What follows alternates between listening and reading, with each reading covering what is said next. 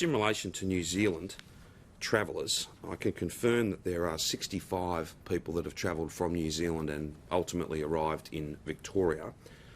55 of those have been door-knocked, and we've just taken them through all the different rules that are in place just to update them, make sure that they know what's going on. We've got about 55 of those we've been able to find and speak to.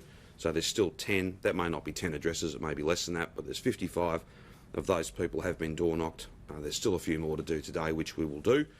There are 17 flights into Melbourne today that could possibly have New Zealand passengers that have arrived via Sydney.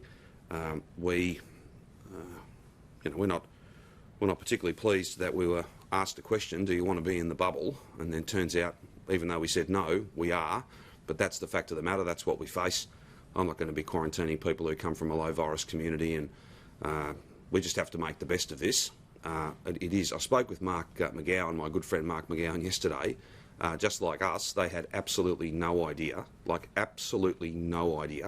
until 25 people turned up, that 25 people could turn up or would turn up.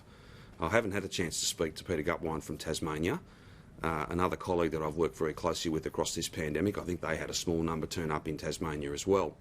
We've updated our advice. Our website made no mention of this prior to about 8:30 last night. It now does, and we will provide the best advice and the best public health response to any and all people who finish up arriving from New Zealand, because despite the fact that we didn't want to be in the bubble, it seems like the bubble applies to every part of our country, not just those that said yes.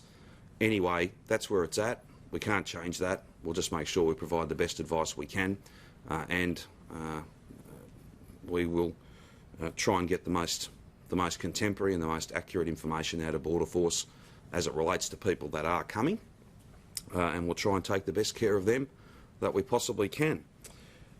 Beyond that, I didn't have anything else to add, so I think Brett and I are happy to take any questions you've got.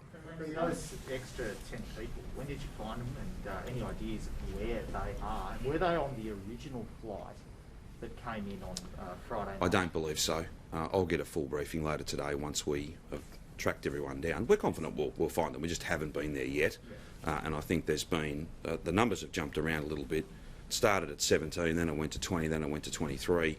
Then we finished up getting a list of about 55 people. Turned out not all of those were actually in Victoria. Some of them had gone elsewhere, but somehow they were provided to us as people who may well or were indeed in Victoria. Look, this thing will smooth itself out. We will provide an appropriate we will provide appropriate advice to each and every one of those New Zealanders or people who are travelling from New Zealand, because we can't be certain about whether they're Australian citizens or whether they're Victorian residents or whatever it might be. Again, we were asked, do you want to be in these arrangements? We said no, not at this time. We would be at some point. Turns out we are anyway, just like WA, just like Tasmania. In any event, let's make the best of this and provide all the information that we can to people. That's the only option we've got. That's why we've updated advice. That's why we will just assume, we're just going to assume that there's more and more of these people arrive, because clearly, even though the arrangements were well understood by us, and not just us, but other state governments, to not include us and them, they obviously do. Isn't the difference with WA that their border is closed? Sorry? Isn't the difference with WA that their border is closed? Well, indeed it is, and yet they still arrived. So it's not comparable? Well, no, I think the comparable bit, James, is that they had no idea they were coming. That's what's comparable. They had more of a right to expect no one would come when their border's closed. Well, they've currently got 25 people tucked up in a hotel and they're going to get a bill for the pleasure.